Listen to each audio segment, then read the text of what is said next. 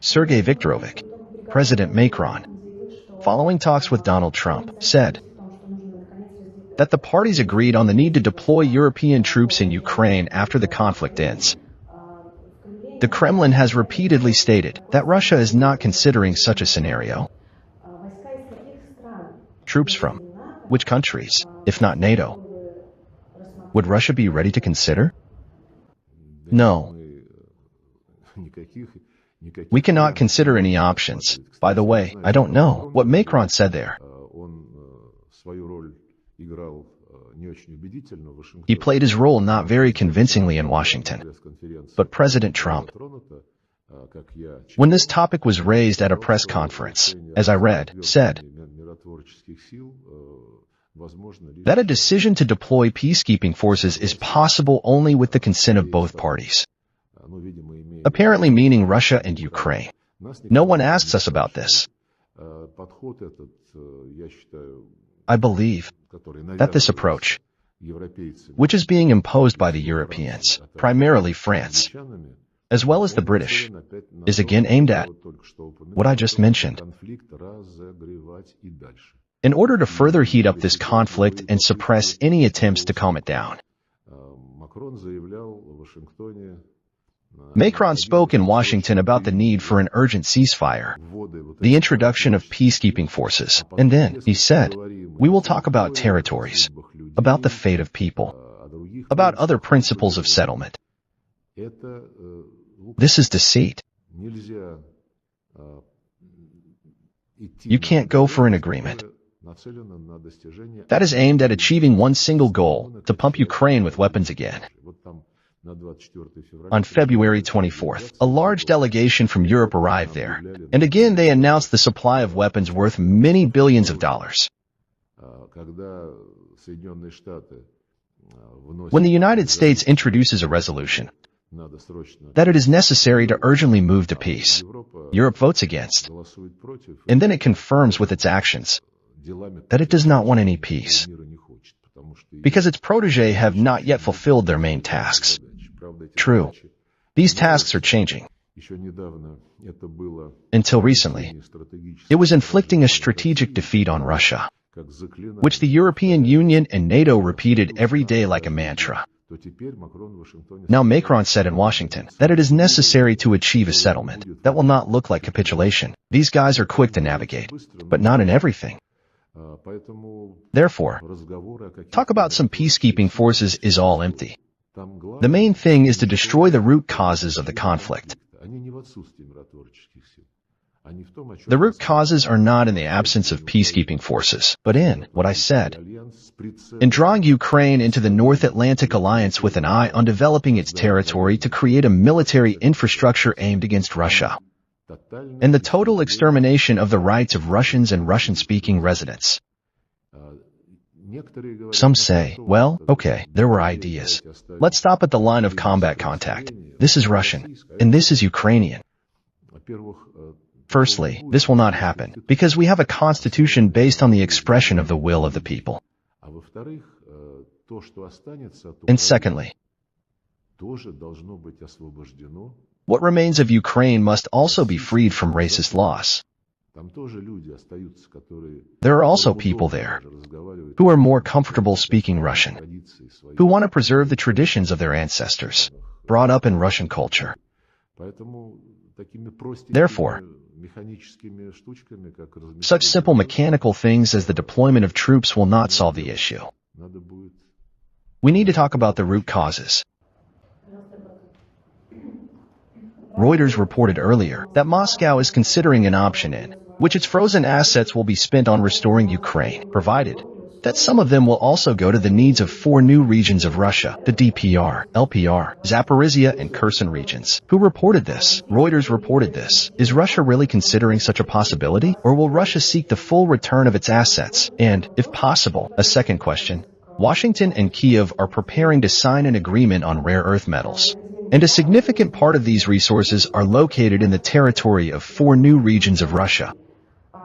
During the meeting in Riyadh and subsequent consultations, was the extraction of rare earth metals in these territories discussed with the United States? and when President Putin invited American companies to extract resources in Russia. Were these four regions meant? When our president or another representative of the Russian leadership invites foreign investors to participate in projects in Russia, of course, he means the entire territory of the Russian Federation in full compliance with its constitution. This issue was not touched upon or discussed at the meeting in Riyadh. But we talked about how it was emphasized in the telephone conversation between Presidents Putin and Trump that it is necessary to remove artificial barriers to the development of mutually beneficial economic and other ties, which is of interest to representatives of the relevant business structures in both the United States and the Russian Federation. But first, we need to change the unhealthy and stupid situation that does not even allow for conversations between the two great leading powers. As for our assets, which were stolen, first of all, by the Europeans, you know, there were no specific conversations about this. But I have no doubt that this topic will not disappear as part of the settlement. This is natural. By the way, the Americans understand this too. Here, Secretary of State Marco Rubio recently, yesterday, I think, stated that the issue of frozen, as he said, Russian assets must be considered, and considered in conjunction with the steps that were taken in response by the Russian Federation and which affect the interests, in this case, of American companies. So, this is a healthy thought about the need to abandon thieving methods and not count on them remaining not responded. Yes, by the way, there is another interesting remark by Macron, who said a lot of new things. In particular, when they asked him about this topic, he said that they cannot touch the Russian assets arrested in Europe because this would be a violation of international law. But the profit that they receive from these assets can be used to support the same Ukraine. We would like to ask our French colleagues to explain in which international legal document it is allowed to use the profit from what you stole. Sergei Viktorovich, you have already said that first of all you are going to and want to resolve the issue with the embassies, with the Russian and the American. Is there any scheme for discussing these topics or their sequence, which will be discussed in the future? For example, as you just said about Rubio, that he is ready to discuss the fate of the frozen assets. When will this issue be discussed? And will Russia insist on the return of these assets? This has nothing to do with the functioning of the embassies. The issue of assets is a state-level issue. And we announced, as you said at the beginning, that our high-level diplomats, as well as experts, will meet and consider the systemic problems that have accumulated as a result of the illegal activities of the previous U.S. administration to create artificial obstacles for the activities of the Russian embassy. Naturally, we reciprocated this, and we also created uncomfortable conditions for the work of the American embassy in Moscow. Such a meeting will take place tomorrow in Istanbul. I think that its results will show how quickly and effectively we can move.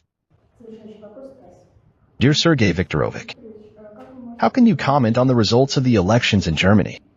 What expectations does Russia have from Friedrich Merz's policies? Thank you. Well, you know, we have already made our comments.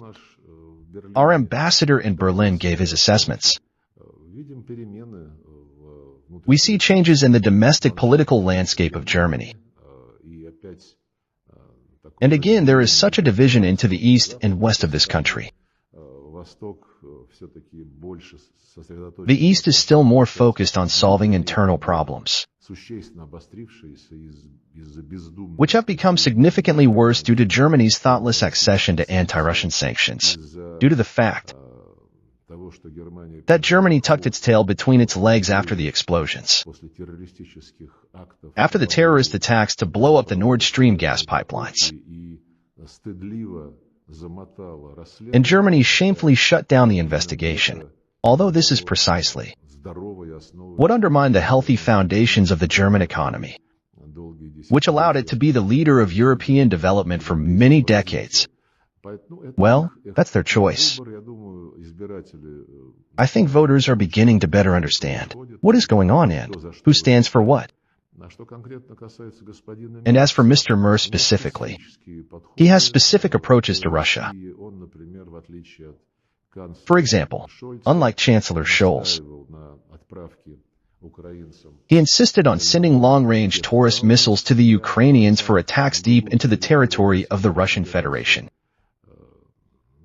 Well, when the Germans actively nurture such ideas, of course, it leads to memories. But, first of all, it should lead the Germans themselves to memories. He recently said that the United States can no longer be relied upon. They will most likely either remove their nuclear umbrella or they will not use it. Therefore, it is necessary to reach a new agreement between the Europeans, within Europe, the European Union and NATO, that henceforth the nuclear umbrella for Europe will be provided by France and Britain, as two nuclear powers. Well, to what extent this brings the situation in Europe closer to recovery, I think there is no need to even discuss it. So for now, Mr. Merz has quite aggressive views.